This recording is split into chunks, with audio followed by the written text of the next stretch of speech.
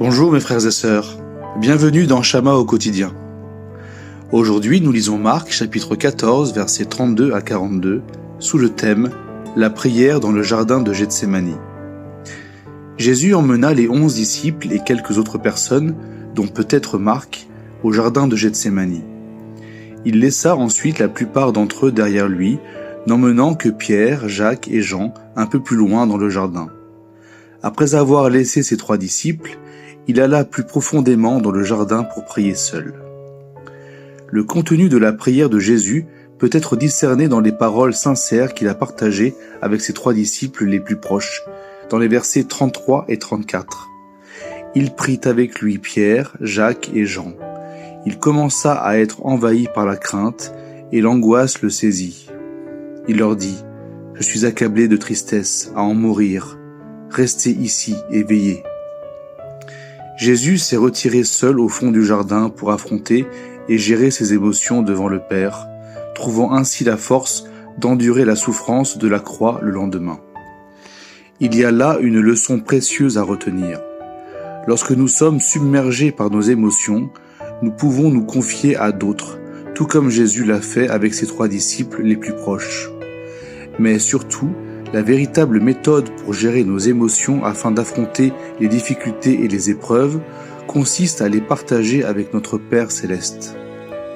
Aujourd'hui, lorsque nous retournons à la communion fraternelle et aux réunions en petits groupes, partageons-nous peut-être nos émotions les uns avec les autres et intercédons-nous dans la prière, mais sans les présenter nous-mêmes au Père ?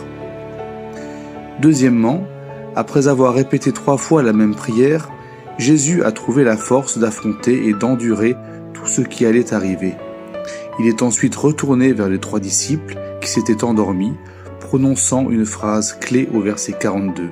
« Levez-vous et allons-y ». Jésus a puisé sa force dans la prière et a affronté les événements imminents avec courage. Il a également exhorté ses disciples à se lever, ce qui est le rappel le plus important dans le récit de sa prière à Gethsémani. En tant que disciple de Jésus-Christ, il peut en effet être difficile de rester positif face aux épreuves inattendues de la vie, maladies, relations brisées, dettes, fausses couches, échecs professionnels, voire menaces de mort. Même le Seigneur Jésus a révélé son humanité en disant « Mon âme est triste à en mourir ». Pourtant, il a donné l'exemple. Par la prière, il s'est rapproché du trône de la grâce en recevant miséricorde et trouvant grâce, permettant au Père céleste d'être notre aide toujours présente. Il n'a pas quitté la salle de prière avant d'avoir reçu suffisamment de force pour affronter ce qui l'attendait.